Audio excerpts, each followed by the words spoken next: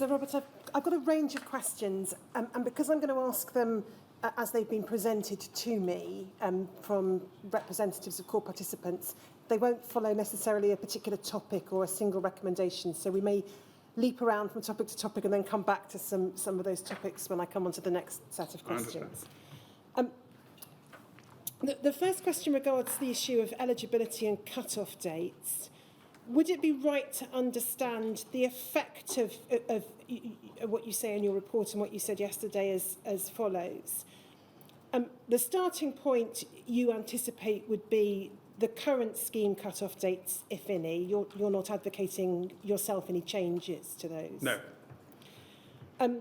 You also, in terms of your underlying principle in the section of your report which set out principles, set out that claimants should not be worse off than they would be without a scheme.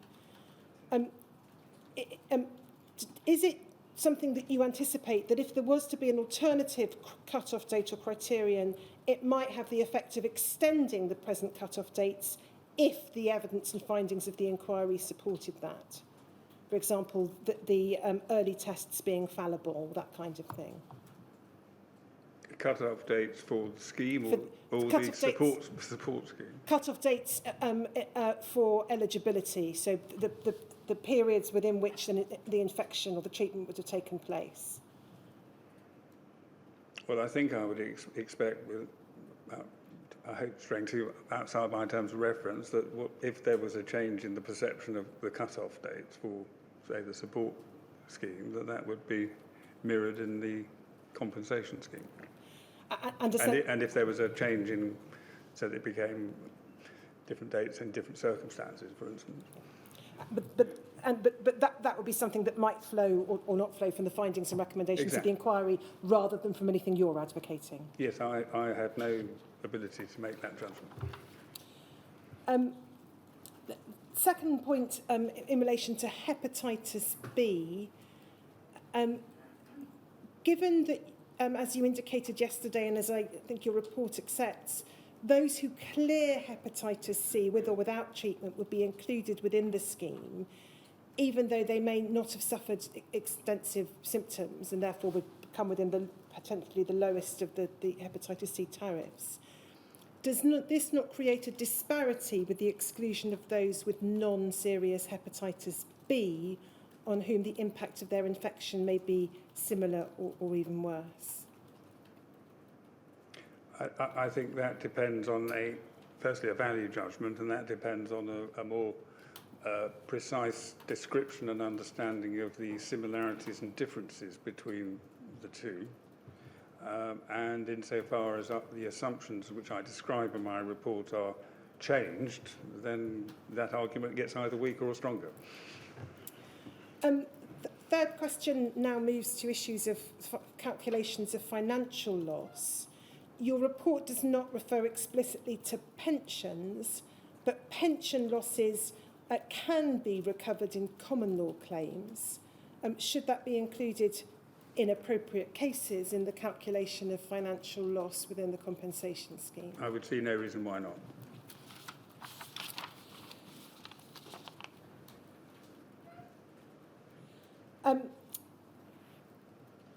I think the next question, the answer is probably clear from your report and your evidence, but again, for the benefit of those listening, in terms of interim payments, is it right that on your recommendation, infected people who are not eligible for the current schemes cannot apply for interim payments?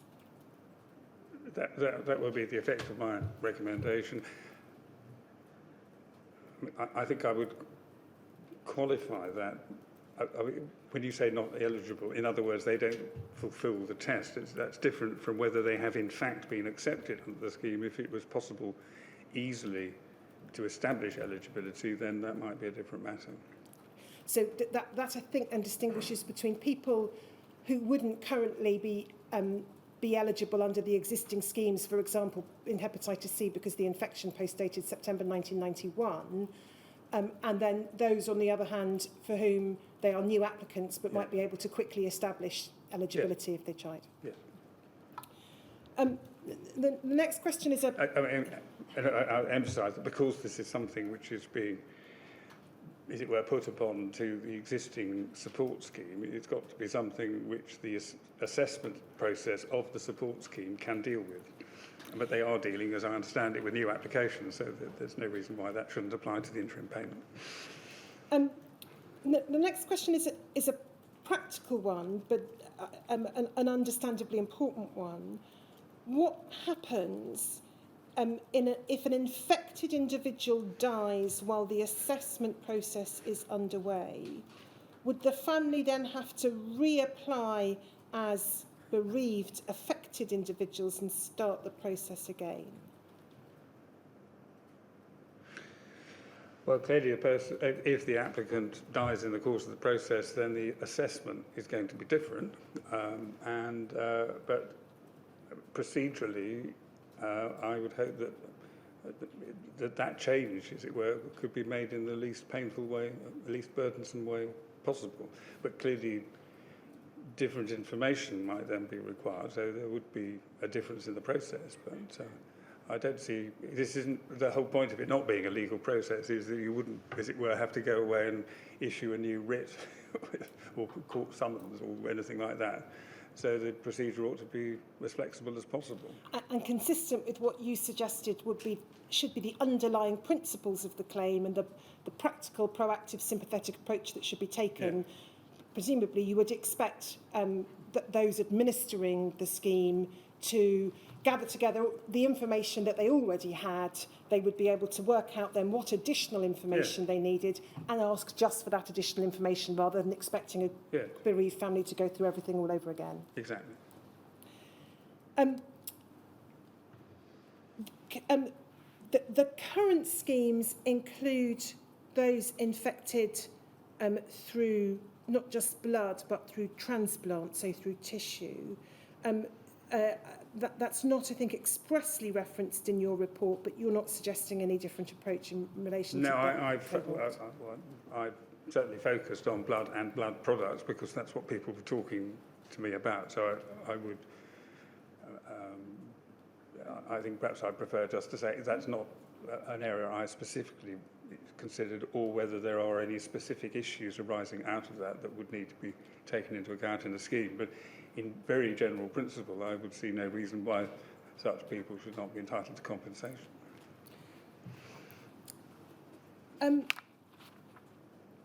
The next question looks at the awards that might be made, whether to an infected or affected person. And the point is this: there will be many who have undergone substantial personal stress, fighting for decades for compensation, for recognition, aside from the effects of their own illness or the illness of their loved one. Would you anticipate that those kind of factors could be reflected in the Autonomy Award? I do, because it seems to me that such experiences, to the extent that they're established, would be an aggravation of the interference with people's autonomy, a lack of information given to them, and so on. So, yes. And then again, picking up on that idea of people having fought for compensation for decades, many having died without it, might that justify at least consideration of a higher rate of interest on past loss? No. And why is that your answer? Because the payment of interest is there to ensure that people receive compensation, as it were, in today's values, and so the compensation is what it is. It's not a means which I would suggest should be used, or they could be used in the court system, I appreciate that, as a substitute for punitive damages. I mean, if we're going to have a punitive award for exemplary damages or compensation, let's have that and let's deal with it on that basis. Not, I would suggest, through interest, which should be purely about making sure people are not undercompensated because of the length of time that's passed since they incurred a loss. So if that factor were to be reflected in some way, the correct way would be potentially through exemplary damages, which, for the reasons you've already explained, would be something that would be would have to depend upon the findings of the inquiry. Yes, and then I think a further consideration of how you would import that into a compensation system. Next question leaps now to the arm's length body, and you've referred to some examples of arm's length bodies in passing, and some, of course, may have their own challenges or have been subjected to criticism. Out of the There is no such thing as an arm's length body which has not been subjected to criticism. Out of the arm's length bodies that you can think of, whether it's those you've already referred to or otherwise, are there any that you would say are particularly close in terms of scale and form to that which you envisage?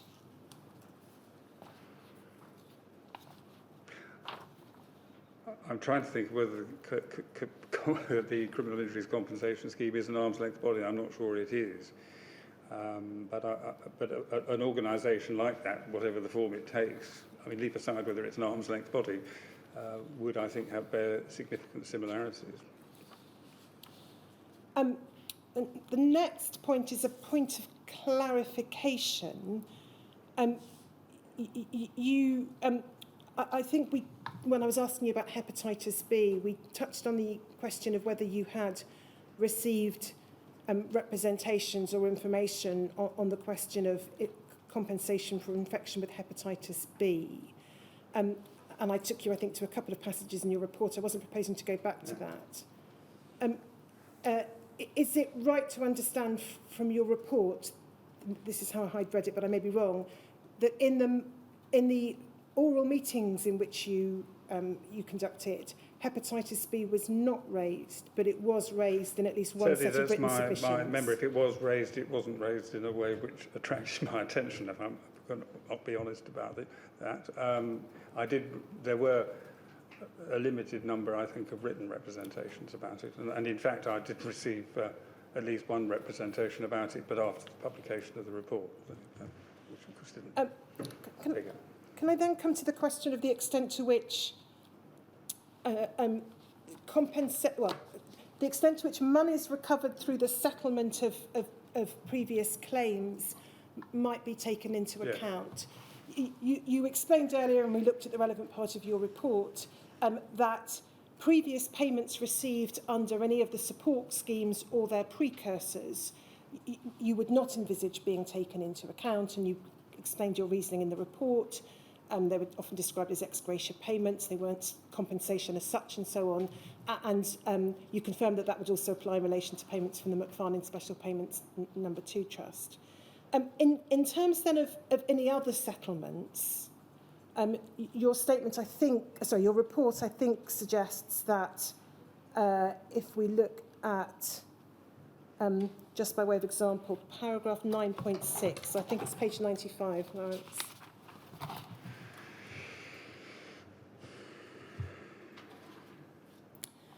So paragraph 9.6, I think I'd asked you about the first part of it, potentially, but not the second.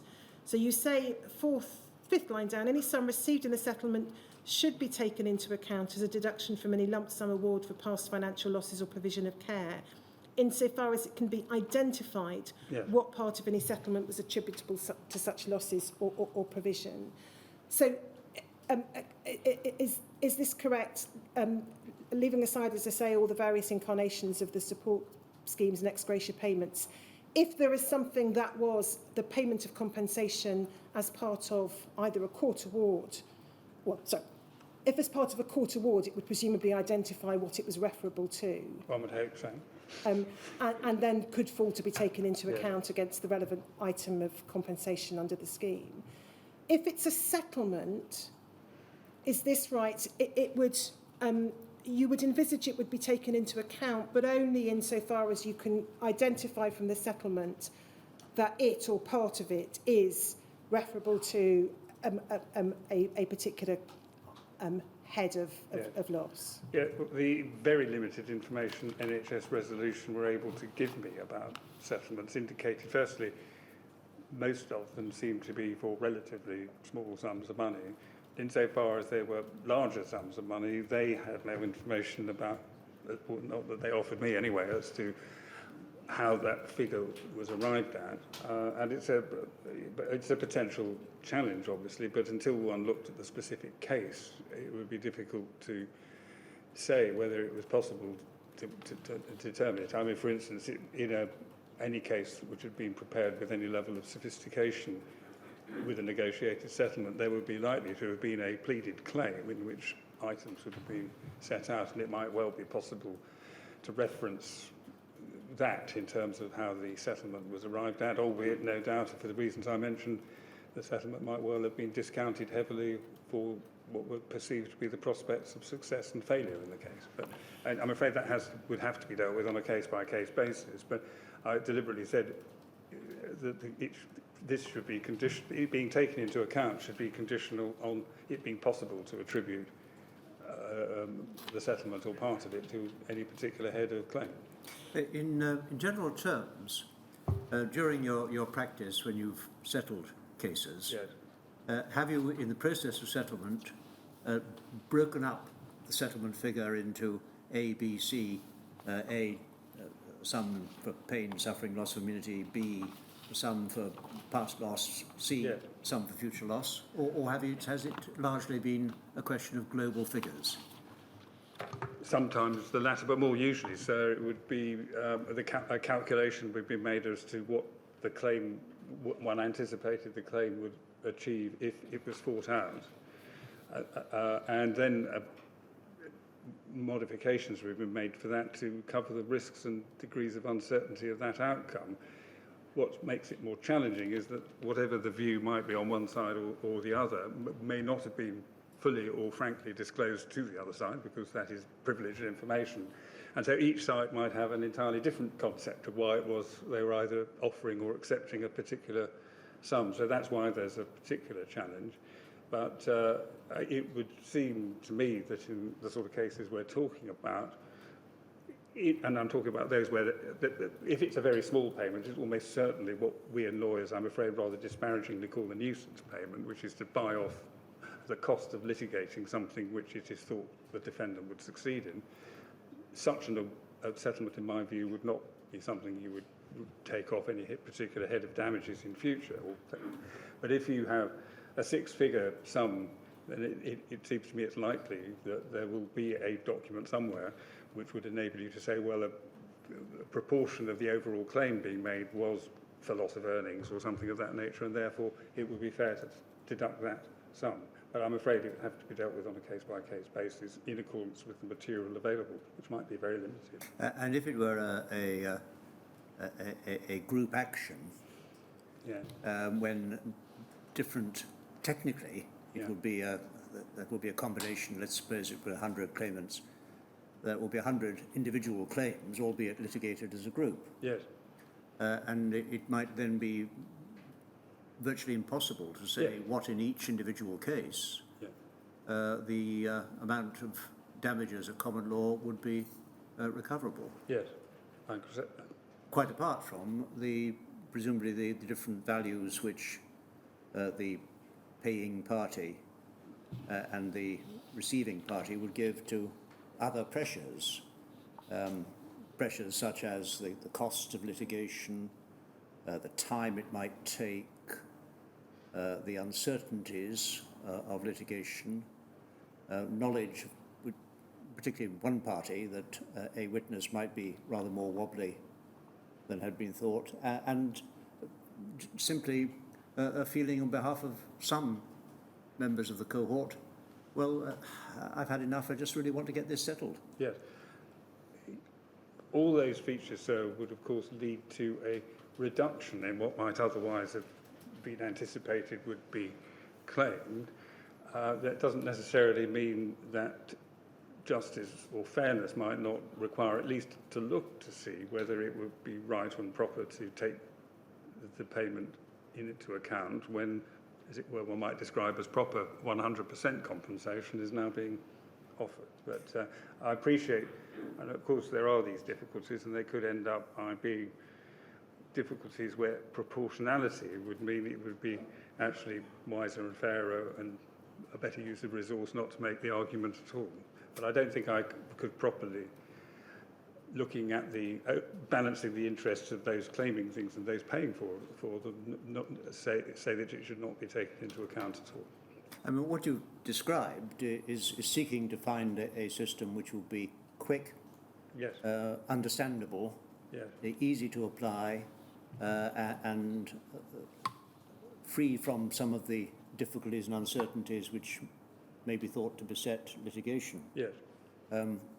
All of those advantages would be perhaps rather inconsistent with the need to have a very careful look at what was a settlement in order to work out how much money should come off the sum now being suggested. So clearly it's a matter of proportionality. In my view, you'll appreciate that the information that I was able to obtain in relation to the nature of settlements or the history of them was extremely limited. And that may be all the information there is, I don't know. But it would seem to me it would be unwise of me not to ask the question, in effect, about that. So ultimately the decision might be a question of finding out what, in general terms, would be a proportional Yes. allowance to be made for sums given in the past, Yes. without spending too long.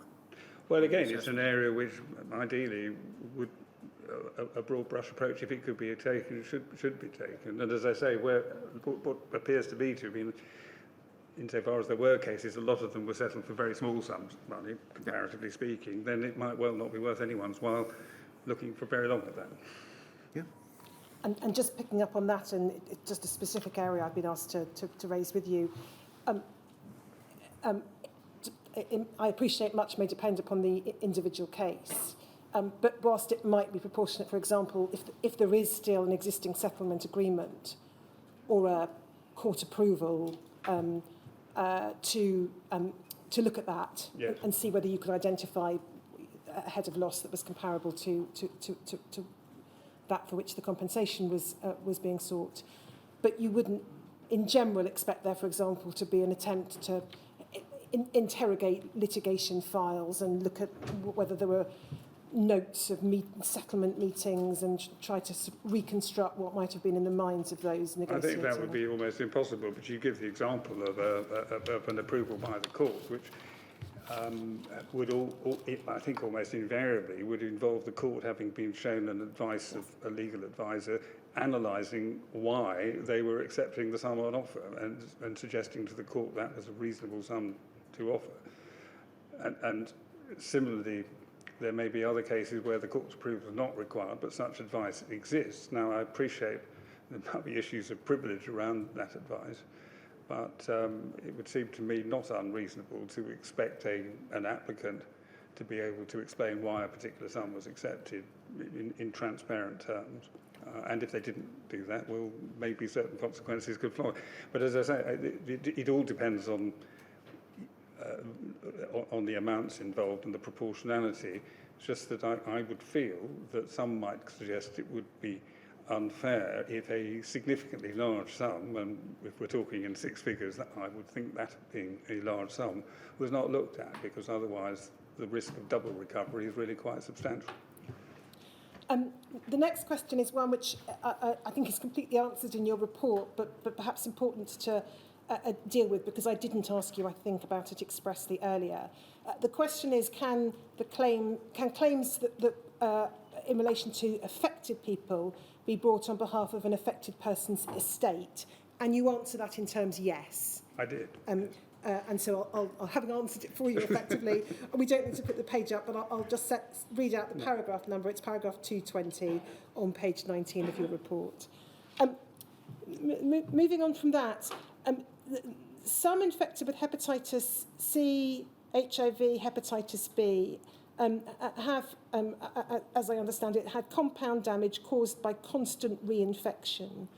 would you anticipate that those are the kind of considerations that the medical panel, the clinical panel, would be considering when drawing up their different categories? Oh, definitely. That would go to the severity of the disease, and that is partly catered for in my rather simplistic grid by the co-infection line, if you like, but clearly that could be developed. But as I've said, I think in the report, the fact that one has more than one disease or co-infection doesn't necessarily mean you double up the award, but you certainly take it into account. My next question it relates to interim payments and the limitation of the interim payment to those who are infected and are living. And it in particular concerns the position of those who are widows or widowers, where the infected partner has died. And I'm just going to set out a handful of propositions and then ask for your comment. So one example, and this is not a typical example in terms of the circumstances of which the inquiry is aware. So a widow currently getting payments from the schemes, already registered, so in that sense in the same position as the infected applicants administratively, for whom you've recommended an interim payment. The husband lost the opportunity to sort out his affairs before death, lost the opportunity to settle the estate, make provision for their children, which was the factor that you identified as being one of the factors in support of an interim payment. That widow or widower, bereaved partner, has exactly the same desire to sort out the family affairs for their children, his children, the children of the deceased infected individual, and age is not in their favour. Why is there any less urgency in alleviating their suffering? Is the question for your comments. Well, my sympathies are entirely with such people, but actually the issue you raise could be said to exist in relation to any eligible affected person as well. And there will be many in that category who are elderly or would like to sort out their affairs. But I'm dealing or seeking to address a situation, unfortunately, many would think, where there is no compensation scheme in existence, where the level of assessment available without the scheme to assess who should get what is very limited indeed. And what I have suggested, and I repeat it, is an exceptional measure to recognise a group of people who are alive, who have been personally directly infected. And I think that is something which separates them from even widows and widowers of infected people who have died, who are, I believe, in this sense, and maybe this sense only, in the same category as any other eligible person who, understandably, and I'm sure virtually everyone in these categories, whatever they are, want to sort things out as quickly as possible so they can sort out their own lives and indeed sort out everyone else's lives as well. Unfortunately, a line, in my view, has to be drawn somewhere, and it just in terms of the practicalities of it. And I've sought to suggest something which is simple, entirely in line with, in effect, just asking the people who run the support schemes to sign another cheque notionally. And I'm not sure that is the case in relation to anyone other than the category I've mentioned. And again, and also what you're suggesting suggests to me that a level of assessment would be required in order to assess the merit and urgency of the individual cases, which then gets you into the territory of someone having to make that judgment in what may well be, at that stage, a significantly large number of people. And I think that the suggested extension for the purposes of these questions to the scope of the recommendation is an extension not to all those affected. No, you're may well asking be about widows and widows. And the particular reason for pressing that point, or for me being asked to press that point, is really twofold. The first is that that's not a category where it's likely to be particularly difficult to investigate the position. If you've got those who are already registered with the scheme, their circumstances are known, the existence of the relationship is known, they've already been accepted as someone eligible, for example, for support payments. So you don't have any problems there. Yeah, that applies to a number of other categories as well, I would think. But the second factor that may apply to the bereaved partner is that of age and potentially their own ill health. Yeah. Everything you say attracts a huge amount of sympathy from me. The problem, if you like, is caused by the absence of a scheme some have suggested should have been put in place many years ago. That hasn't happened. What I'm therefore faced with is trying to find or identify pragmatic and easy to apply solutions which, to be fair, I know it's difficult for some people to be fair, but to be fair to those who have to put in place the arrangements for these schemes, which include the funding for them, may require a degree of certainty and ease of administration, without which the support schemes themselves might become overwhelmed. More sophisticated arrangements might need to be put in place to administer it. And the more that is likely to be the case, the less easy those who might otherwise agree to this might find it. That would be my speculation, I don't know. And of course it would be open to any government to say, well, actually, no, Francis is wrong about that. We can very easily accommodate the people you have mentioned, and I would be the first to welcome that. But it's just simply in terms of what I feel is pragmatic to recommend, and it is by no means through a lack of sympathy on my part for these people's needs. The next topic is in relation to the absence of a recommendation that affected people could claim financial loss awards. I'm reminded that you describe one of the difficulties of such an award as needing, in terms of some of the policy Yes.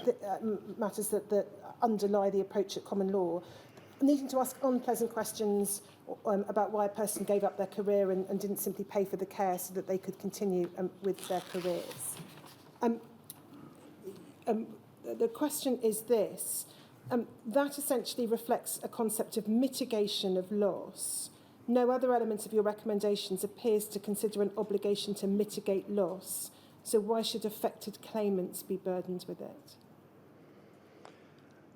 Well, I think what I'm seeking to reflect is not actually a mitigation of loss, but the effect of a policy which is, in legal cases, applied to provide some line to define what is thought to be fair to require a paying tortfeasor, wrongdoer, to have to pay for, and what not.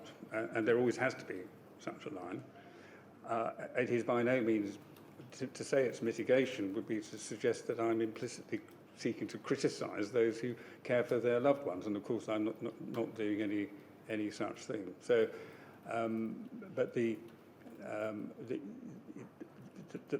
legal logic that regards care costs as to be valued on the cost of the notional cost of the care rather than the financial loss is where a line is drawn.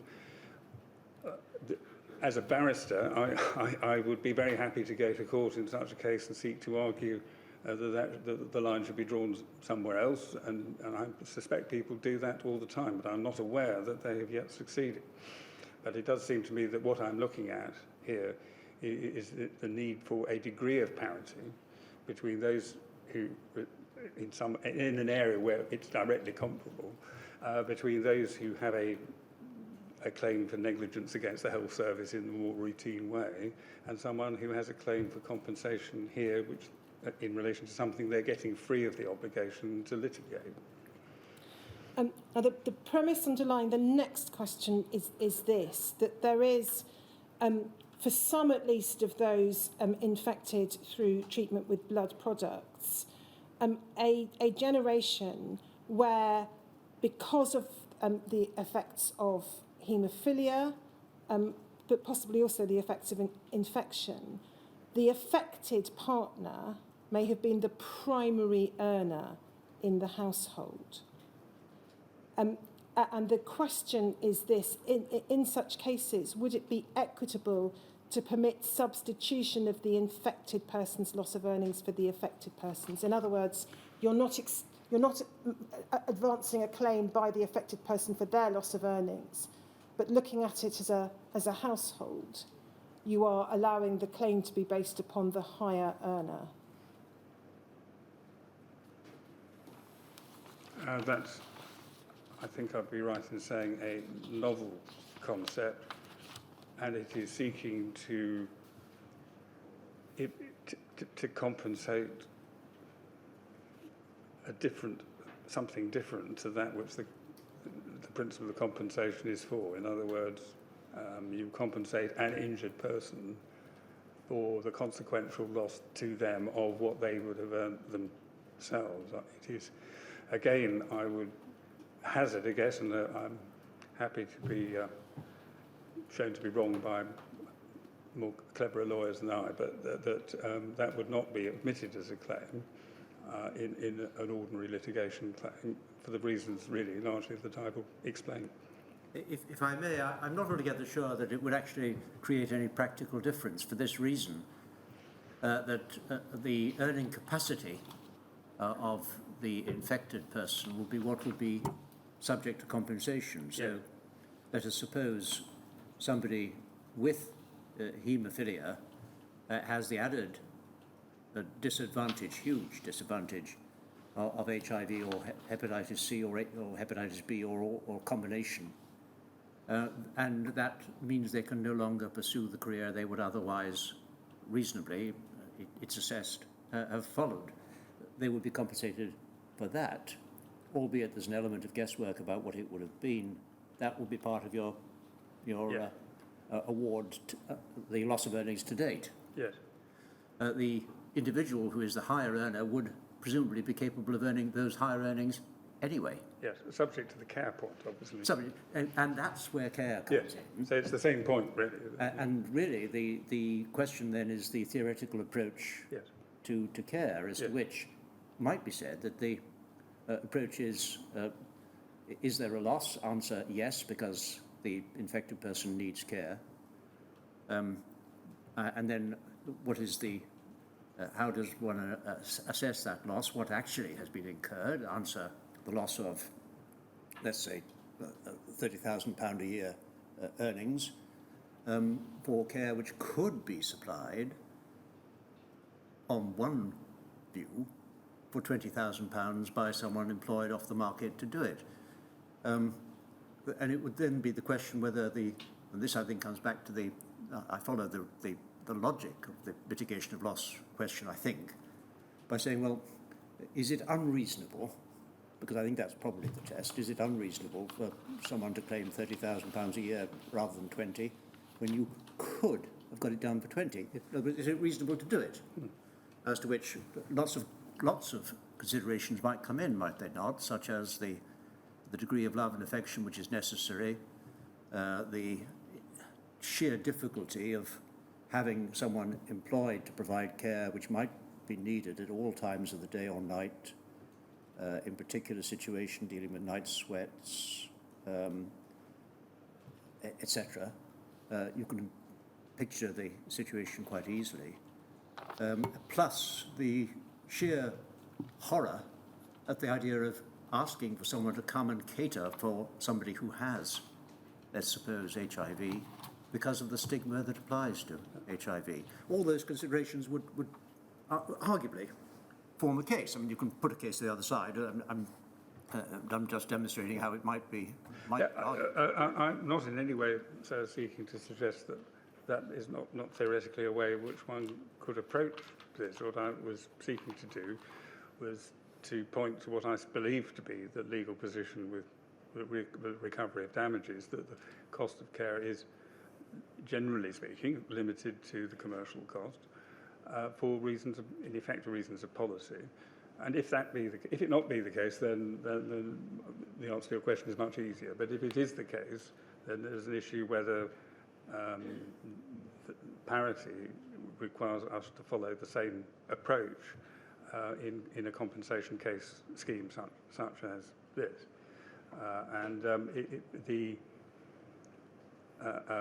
Not to do so would mean, if one went along the loss of earnings route, it would mean that there would be considerable disparity between what individuals in this scheme would receive in relation to exactly the same care each of them has had. So anyone who needed 5 hours care a week, or it doesn't matter what they are, some would find they were limited to commercial rate because weren't in work, their carer wasn't in work, whereas others might be receiving very large sums of money indeed because, for the reasons you mentioned, it was not unreasonable for them to give up their job. So, and that brings with it its own set of problems. Yes, at common law, I mean, I appreciate we're talking about a scheme, not common law, but you're using common law as the comparison. Yes. It comes down to what the principle actually is. Yes. When it comes to. And I would accept that probably the principle is not immutable. Let's put it that way. But that's my understanding would be where it is at the moment. Yep. The next few questions deal with aspects of arising out of how things are approached in common law claims. Where individuals are claiming ongoing future financial losses using multiplier and multiplicand, how would you propose the scheme would look at life expectancy? Would there have to be bespoke medical expert evidence for each applicant, or consistent with the more rough and ready broad brush approach, would it be a question really of taking the statistical average life expectancy? I would have thought the latter. The second question was the extent to which there might be scope for a lost years claim in the scheme. Yes, I've not included such a recommendation. Of course, it would be possible. It is, I think, always has been somewhat controversial. It's accepted in damages claims. It by definition is not something which is for the benefit of the infected person. It is a sum of money which, if awarded, would by definition be distributed to the dependents, in effect. And I didn't put this in the report, but I confess I did consider the last year's issue, and I felt that in relation to a scheme, it was probably a step too far and probably in the whole unnecessary. Bearing in mind, actually, it's quite a complicated calculation, and it's probably an area which involves a degree of speculation about all sorts of things, including someone's earnings in their later years and so on, and often actually produces a surprisingly small amount of money. So I think for those reasons, it seemed to me one of those areas where not having it would reinforce the benefits of speed and simplicity, because the advantages of being able to claim that are probably somewhat limited in the scale of what we're talking about here. So those factors would militate against its inclusion in the scheme, but militating in favour of its inclusion might be reflecting the common law approach and what might be awarded by a court. Next question, if we just go to the report, please. Page 116, please, Lawrence, top of the page.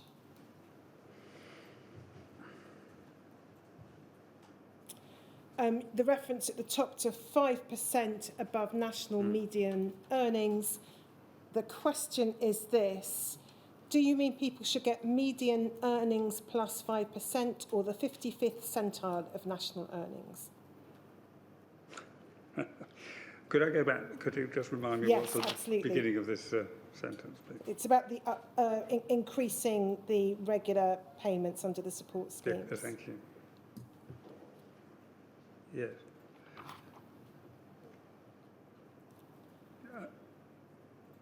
Well, I've said 5%, not the 55th centile, and I think that's what I meant.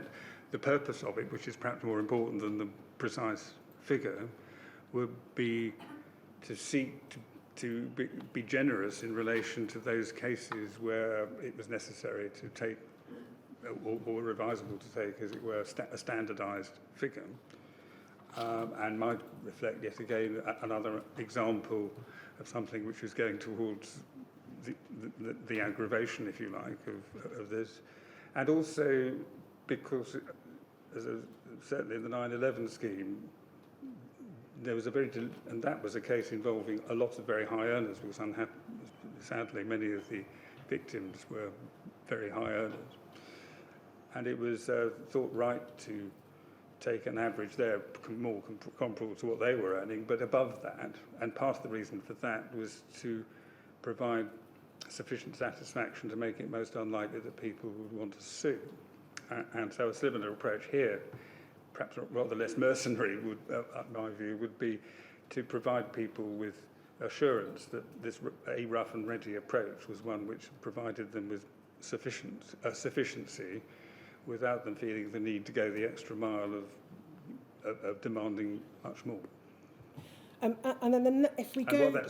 finish that. What that figure is, whether it's 5% or a 55th centile or whatever, it seems to me might be a matter for economists to debate. If we go to the next page, please. Page 117.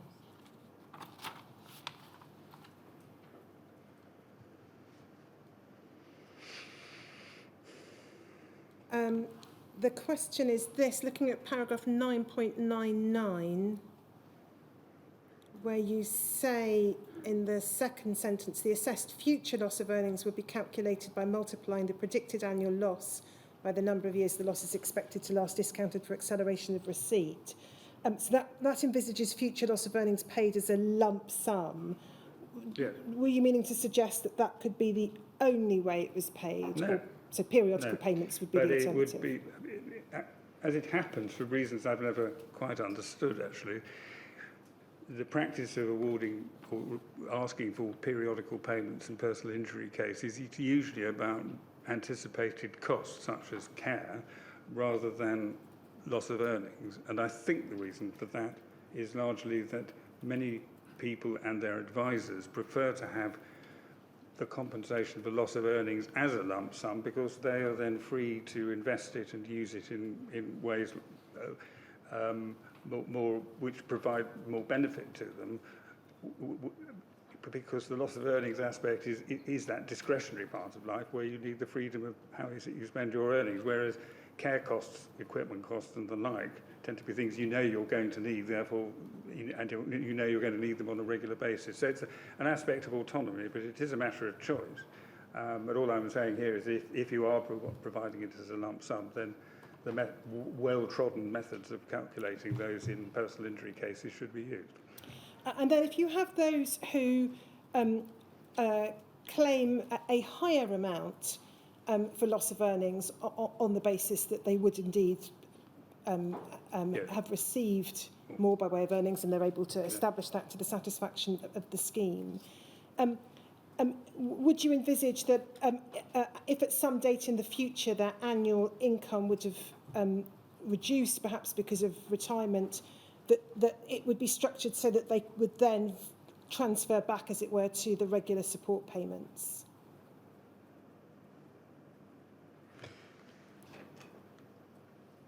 Well, obviously, first the calculation would be done, as you say. It should be responsive to predicted either increases or decreases in salary at today's values.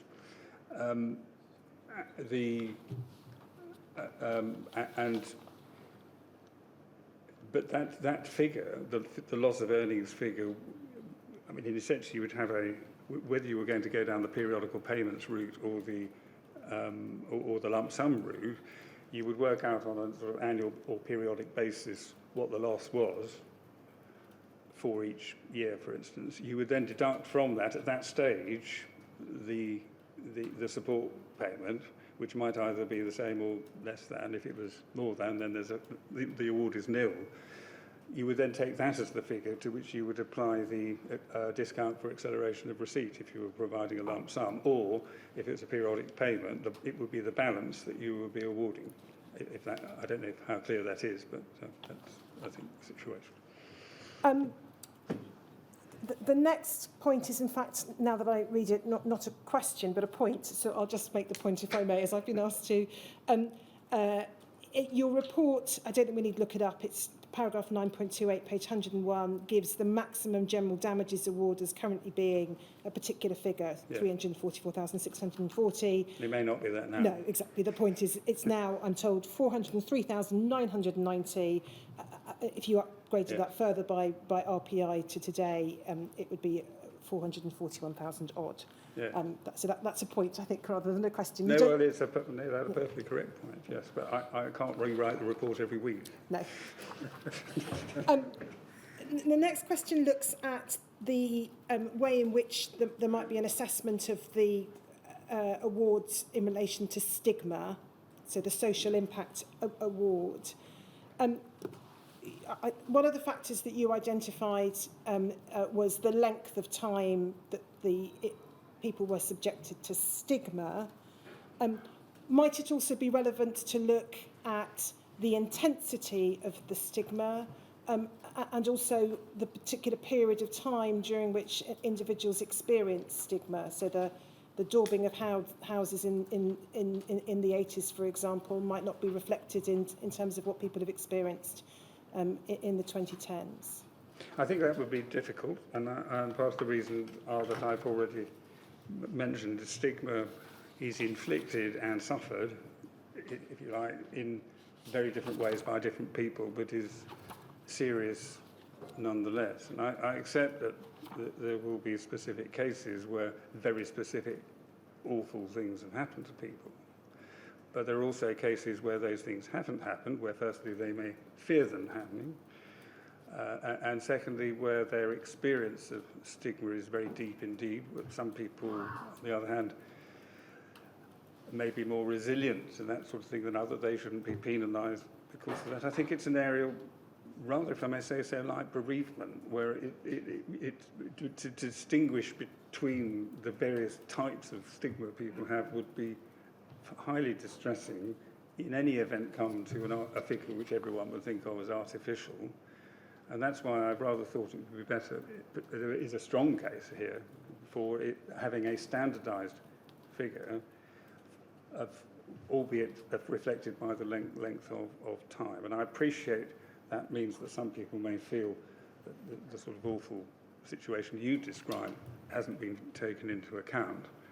But I just feel that's the justice of it. And I think this isn't something that a court would ever have to grapple with. And no doubt judges would be grateful for that. But there are potential comparators because damages are awarded for unlawful discrimination, for instance.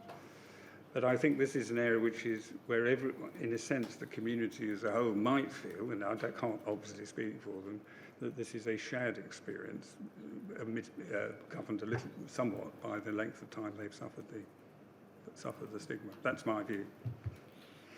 Loss of chance to have children, which you've identified as something that could be part of the social impact award. Is that a loss which could in principle be claimed by an estate? Yes.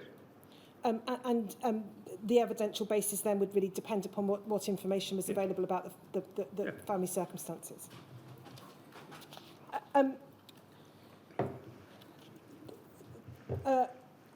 The next question reflects the accounts of individuals diagnosed with hepatitis C, said to have cleared it or not to have much to worry about, their liver function tests are normal, but then they are in due course discovered to have liver cancer.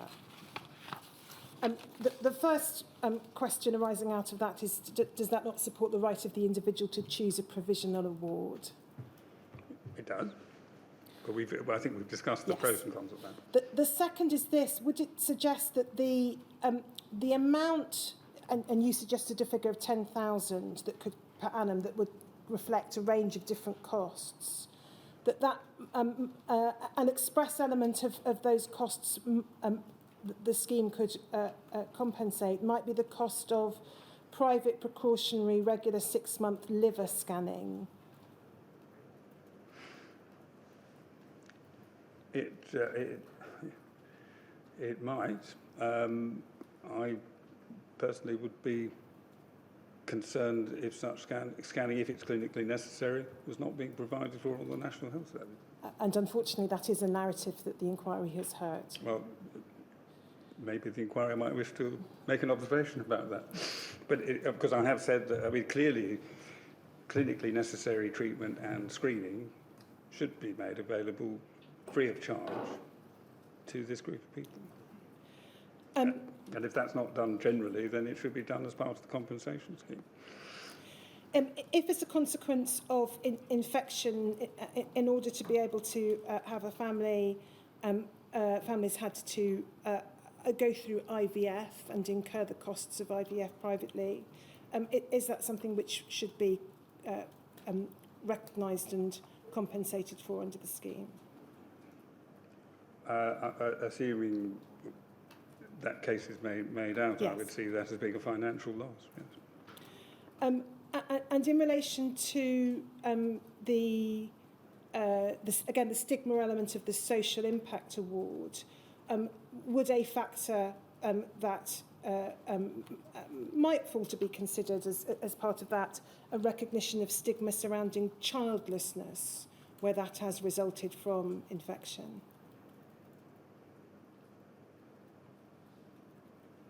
Well, I think the effect of childlessness would be reflected by whatever the award might be for the loss of opportunity to have children.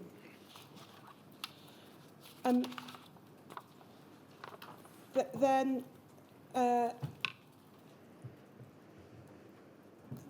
next is again a reflection of an experience of an individual, but not a unique reflection. So someone who is themselves infected and who lost siblings to infection. The question, and I'm going to read it out as given to me because I think it's powerful, is this. Why is there no category for, as an adult, watching your adult brother die horribly of the same infections you have, and having to wonder why him and not me, and when will it be me, and I don't want to die like that? So that's the first question, and the follow-up is, should that be a specific factor that could be taken into account in the injury award for an infected person? Well, what you described there is the effect of the suffering of an infected person is having on another member of the family, a sibling, and they are affected by that. And I would have thought that they may well have an entitlement in relation to their own infection. They are also an affected person. So that's this is an adulthood. So they could still come within F. And I mean, subject to the evidence and fulfilling those requirements. But the reason for having F on my list was to cover a multitude of cases. The one thing I think people probably ought to understand is that it is quite impossible, even if I'd had 2 years to do this, or if I may say so, as long as Sir Brian has to do it, to describe every single circumstance that might cover compensation or might be covered by compensation. One has to have, in any event, broad categories. The choice you then have to make is whether you have a bespoke assessment in every single case or you put these together to provide some sort of broad justice. But certainly the example you provide, I would expect that suffering to be recognised as being the suffering of someone who is an eligible affected person, probably in category F. in the case of 2 parents who've lost children, would each be able to claim the full amount of the appropriate award? If we leave aside, bereavement would be a single award. The bereavement would be a single award. The Fatal Accidents Act equivalent would be one award, which would be distributed to dependents in accordance with a process, which can lead to dispute. But there is one award arising out of the death of the individual. How the proceeds of that award are divided then becomes a matter either of the Fatal Accidents Act or the dispositions made under the will or an intestacy. But would it be right to understand that each parent might be able to make a claim as an affected person for the injury, social stigma and autonomy awards? How should the scheme deal with a situation where parents have divorced and may no longer be in contact, or there may be a degree of acrimony, perhaps because of the appalling experiences that they have suffered? Are we talking about a living infected person or a deceased infected person? I'm afraid I've just asked the question in those general terms. Well, they have their own potential claims as an affected person for whatever time they were in contact with their child. They have a potential claim as bereaved parents, for instance. But again, and it's unhappily not uncommon in the personal injury world where parents have separated, there can be a bit of a dispute about who gets what. But that has to be sorted out, and there's a limit, I think, to how far the scheme can intervene in adjudicating on what are in effect matrimonial or other family disputes. But that would militate in favour of, I think, the point we touched on earlier, which is where there is a scheme arising out of, where there is an application and there may be other family members who might also have a claim, or where there may be questions of allocation in terms of a dependency or estates claim. All at once, so far as is possible. And important to the scheme trying to be proactive then in that regard. And I think it would be very important, wouldn't it, for when someone comes forward with that sort of claim, that every step is taken to ensure, so far as possible, that all potentially interested people are contacted, so that there is a full set of information. And one would expect, whatever the circumstances, for instance, of a separation, that a separated spouse would draw attention to the fact that there is another spouse in the background. Next question relates again to hepatitis B, but in a slightly different way. A person who's contracted hepatitis B from blood products or blood, not in the serious category that you described, but someone who was not informed about the risks of transfusion or products, should they not qualify at least for the loss of autonomy award, if nothing else? I have a little difficulty with that on the basis that I imagine every single person who received blood or blood products, whether infected or not, has suffered and has been deprived of that degree of autonomy because they weren't warned of the risks. So I'm not sure that of itself is a reason for including them in the category. The next question is this. Should the scheme reflect the particular difficulties for those infected as children, to reflect the inevitable consequences for them of infection on the entirety of their lives, growth, development, education, social development, and so on? I would hope the scheme would do that. I mean, there are a variety of circumstances in which infected people will have been suffering for varying lengths of time, but clearly the more someone infected in childhood, by definition, will be infected for a very long time, and that's something which in my understanding of it, would play into how severe the condition is.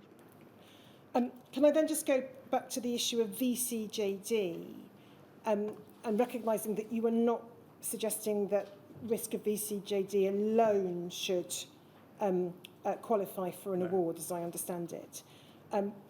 We discussed yesterday the particular significance of being told that you were at risk or might be at risk of VCJD for those already infected, who may, of course, have received previous assurances that risks to them were small. So for them it is potentially a more problematic issue because they have a unique experience of risk.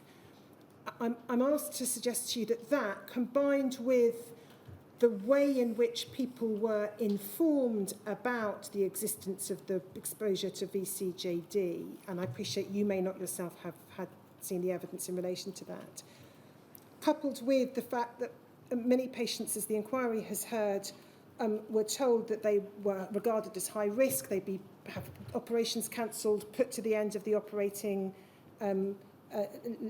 list, treated in a different manner. Would you accept that those kind of factors could and should be taken into account through the existing awards that you've identified, the injury, social impact, loss of autonomy awards, perhaps in particular the loss of autonomy awards? Well, I think I've said that the sort of appearance over the horizon, if you like, of the VCJD risk in relation to those who are infected with hepatitis C or HIV can be dealt with in that way. But if you're suggesting, or it is being suggested, that there is some freestanding entitlement for someone who has been warned of such a risk but has no other injury, no. Then wouldn't be with that. But I think that if the experience that people have of not having symptoms, then being diagnosed and then informed often late in the day of hepatitis C or HIV, and then on top of that being told about VCJD is actually an element of the suffering they're getting from the first two, and I think to try to separate out and discount the VCJD bit would be artificial. Thank you. The next topic, services that would otherwise have been rendered by an infected person to an affected person, but which by reason of the infection they cannot, and that might be parenting services or it could be a range of other services. We touched on that in the context of a dependency claim, but should such an award be available also where in life the infected person has been unable to render those services? Well, I would say that part of the consideration generally of the injury impact award will be a consideration of the disabilities that someone has, and if that disability includes an inability to enjoy and provide parenting, that's something that I believe should play into the injury element of the award. I mean, if you're suggesting that there are then financial costs in terms of replacing parenting, and I imagine I imagine not many cases, but some that may be so, maybe that could also be a financial loss, but I think it has to be one or the other. Most of it will be the impact on the individual of being unable to enjoy and provide parenting, and I've seen descriptions of that in the normal way. Next question's about the operation of the scheme. You said today it must be a scheme that people trust. You said that was a feature absolutely essential to the scheme. Given what you and the inquiry have learnt about the scepticism the infected and affected have in terms of trusting in officialdom, is the idea of a collaborative approach, whilst understandable in principle, somewhat unrealistic for this community without at least the involvement of trusted lawyers?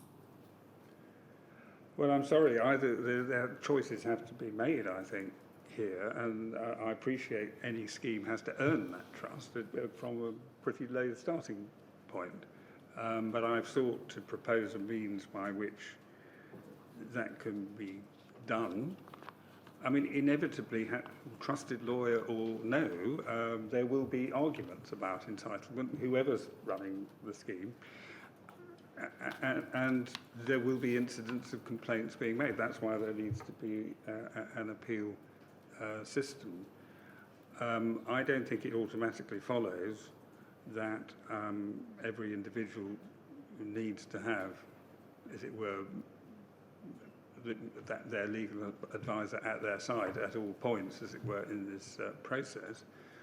And that may be a matter of choice, but what you're really asking actually is whether that should be funded. Yes. And the issue around that is the extent to which that is a reasonable thing to expect the fund to do. And I've given my answer there. That it is a reasonable thing for the fund to be expected to do in cases where it's proper they're complicated and require a lawyer. But I'm rather hoping a lot of this will be sufficiently simple for individuals to understand. They might need lawyers at a point, but not, as it were, continuing. And I do understand it all depends upon a scheme like this being fairly run, collaboratively run, and having the support services available within it that I've described. And then final question. Could I just add yes. to that? And I think the proof that something like that can be done is actually potentially provided by not the English support scheme, but by what I've heard about some of the other schemes. And again, I'm not suggesting I've heard they're perfect in any way, but I was struck how in some cases there appeared to be a level of trust and confidence in the people running those schemes, which made it much easier for things to be done in a collaborative way. Further question about support services or what might be available.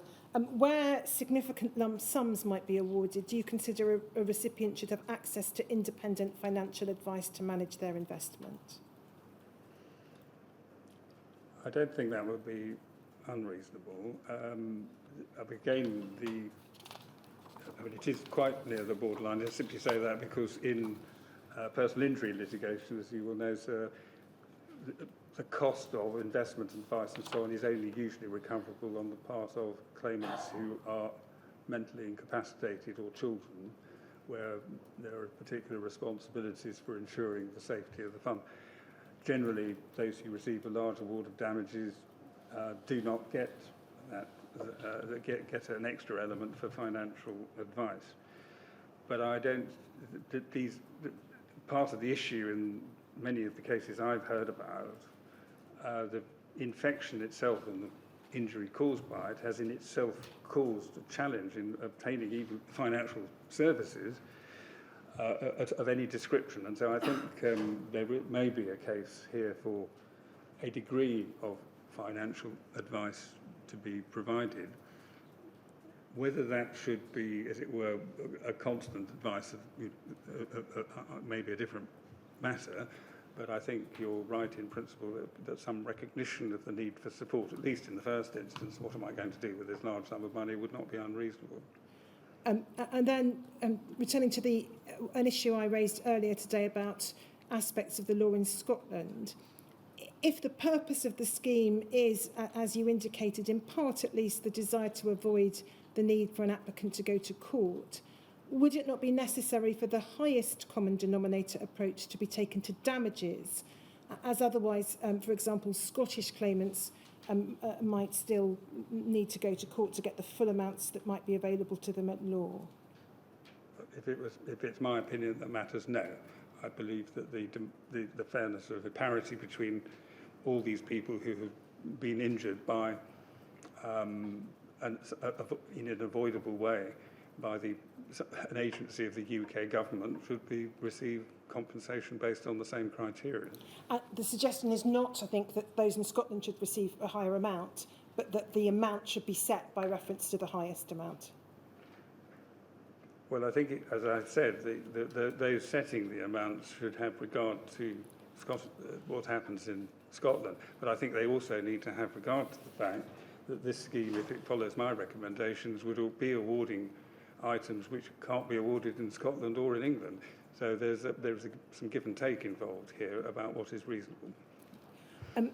Last thing, I'm asked to illustrate and invite your comment on what might be said to be the importance of a financial loss claim for an affected person who may have suffered diagnosable psychiatric injury.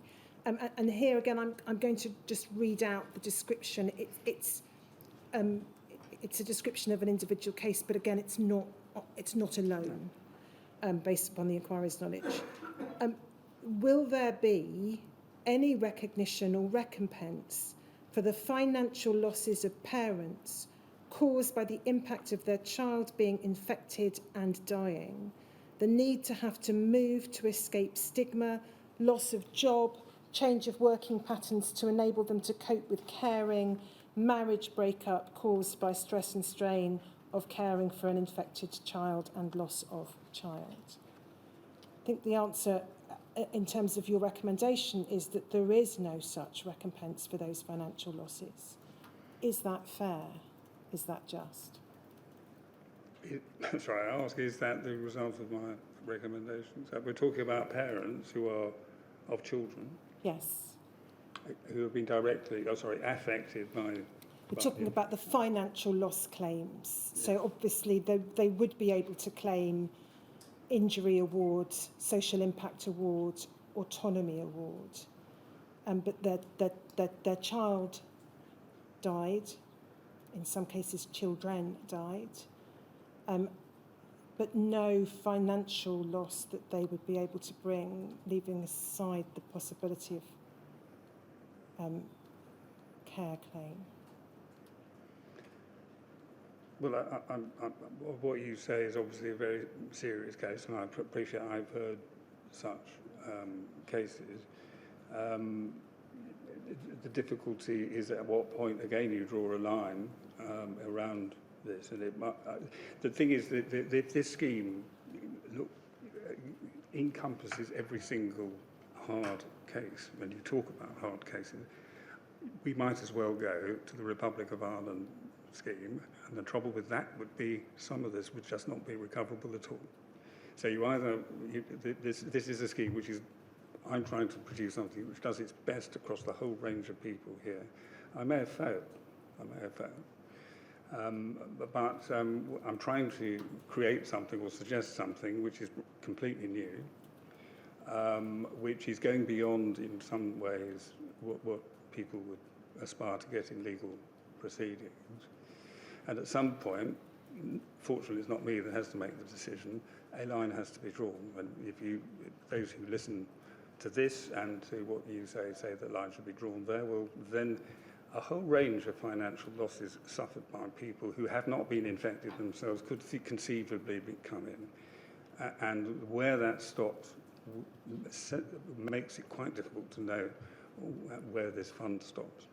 And I think that difficult though that is, we may be exposing some of the gaps in our legal system generally in terms of damages, but it is not every form of loss that is recoverable in common law. And I'm not sure this would, although, so that's the way I put it. I can't put it any, but please, I hope no one believes that I lack sympathy with the point you make. So those are the questions I'm proposing to ask from those that have been suggested to me. Yes, well, I just have this one area to ask you about. Let us assume, for the purpose of this question, that the government does not respond as it might to the interim payment suggestion, nor does it respond to the suggestion made in the course of today's proceedings that there might be a shadow legal panel and a shadow medical panel and some form of shadow administration ready to go. Yeah. If there were not, then it would take some time, presumably, to have those panels be chosen, meet, come to decisions, and have the government consider and then accept those decisions if the government was still involved and hadn't divested itself of its hadn't created an fully independent scheme already. Then you have the problem of the fact that the doors open, but there is a huge crowd of people, all of whom, let us suppose, have been recipients of the support schemes thus far, together with a group who have not. And all are seeking an award which to some extent is set out in accordance with your scheme on a tariff basis, but on the other is assessed with the possibility of internal review should the assessment not satisfy the claimant, and appeal should it still not satisfy the claimant. How long would such a process generally take? Well, I'm going to ask you in a moment to compare it with how you think, from your experience, from your knowledge of the Irish scheme, the same number of people will be dealt with under that scheme. These have to be very, very broad brush estimates. Well, one reason it's not possible fully to answer your question, sir, is that I certainly have not been able to establish, and I don't know if it's possible to establish, how many, just the base point, which is how many infected people there are. I mean, I'm sure it is known how many infected people there are who have been eligible to the scheme, to one or other of the support schemes, which would be a starting point. But what I don't think is establishable, maybe by your inquiry, I don't know even an estimate of how many others there are out there who are unknown about. But it may be possible to produce a figure and with a bit of estimation as to how many, as it were, primary claimants, whether alive or now deceased, there are. And from that, it might be possible to make an estimation. Again, it would have to be averages on how many eligible affected people there are. I did give the example from the VCJD Trust where there was one case reported by the trustee where they were looking at 88 eligible people in relation to one claimant. And one of that impressed me sufficiently in relation to having to feeling there needed to be some care about the drawing up of who was eligible as an affected person. But so I think it might be possible, but beyond my knowledge, to sort of come up with a number, roughly. The experience of the Irish scheme is that in effect several hundred cases a year are processed out of some thousands, and the scheme has now been going really quite some time. Obviously, it's a question of what resource is put into the scheme, how quickly one does this. But it would seem to me that any sensible administration setting this up would need to understand that this has to be a front-loaded event. The staff and the resources you need at the beginning are going to be considerably greater than they will be later on. But certainly there will have to be a queue, and of course that does give rise. Well, firstly, it does give rise to another issue about, in addition to the immediate interim payment I'm suggesting now, whether there should be a process of interim payment further down the line, which there could be. Now, I haven't suggested that, but there's no reason why you couldn't do that. But that in itself then adds another layer of process to what you do, and so it will take time. But one has to consider the alternatives, and the alternative is no scheme at all and leaving people to their own devices, and that's and that is no doubt even less desirable in terms. Some might have litigation prospects, some might not. Whatever those are, that would undoubtedly be a longer process than any compensation scheme would offer. So I think I haven't answered your question directly as to how long, because the simple answer is I don't know, because it depends on the number of variables. But it is undoubtedly going to take a long time. Well, we've, I think, given a sense, which, coupled with the way I put the question, suggests it would not be a particularly short period. If that's right, then that would seem to argue very strongly, if one wants to achieve results quickly, and I, throughout this inquiry, have wanted to achieve what can be done as fast as is reasonably possible, consistent with being sufficiently thorough. If it is to be done quickly, then that would argue quite strongly, would it, in favour of the interim payment scheme, quick to administer Yes. scheme, as you tend to suggest, and also the establishment of readiness, arrangements in readiness, if I put it broadly like that, for whatever scheme the government thinks it ought to adopt. It also suggests, I think, the need for, as so far as is possible, consistent with fairness, to minimise the amount of assessment required in individual cases, and the application of broad figures. So, in other words, to make it as easy as possible, therefore as quick as possible, for a determination to be made for those who want that determination to be made quickly. And that's both not just a matter of an interim payment, but also a more final one. And you said earlier, I think in the course of your answering questions, that if you wanted to explore every complexity to get it absolutely right and be sure that you had, it would take 2 or 3 years. You didn't say 3, but you said 2. I did say 2, but I don't know. I may have said 3 as well. But and I have to say, this is personally, I find it extraordinarily difficult, because one only has to listen to the stories I've heard and the ones that council has just put. And of course you think, where do I fit that into a scheme? Should it be fitted into a scheme?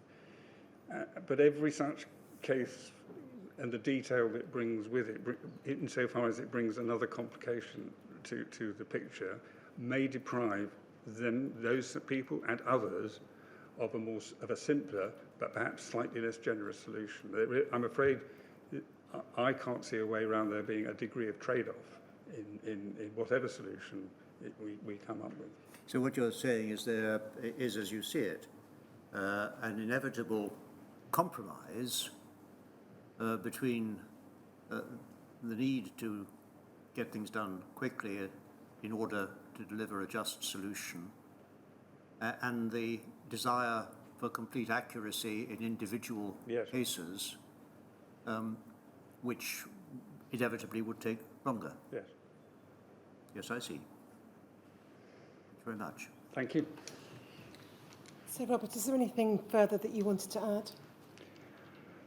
Well, only to reflect on and express my gratitude for the help I received from so many people who are both here today and maybe listening and who are not. And as I said in my report, the cost to them of cooperating with yet another inquiry, as they would see it, into something which might raise expectations which they have probably wonder whether they will be met or not. And I have every sympathy with that, and of course for the tragedies that so many have suffered. And I hope that nothing I've said indicates anything other than I have the deepest respect for everyone involved at their dignity, their willingness to help, and of course for the suffering that they had.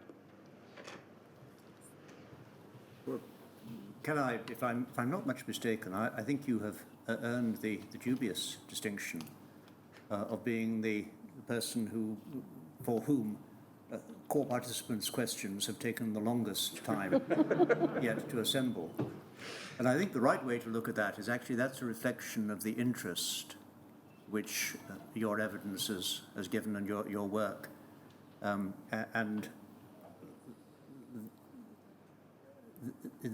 I think anyone who has listened would have understood the great care and difficulty of the task which you undertook and which you've explained, and which, for myself, you've given me quite a lot to ponder, as I suspect you've given all of us quite a bit to ponder. And I just want to thank you very much indeed for coming to do that. Not at all. It's been a privilege.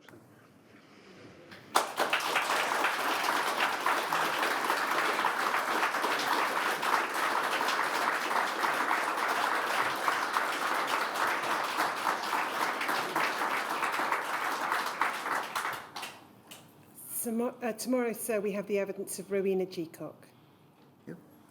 Rowena Checock then tomorrow at 10 o'clock.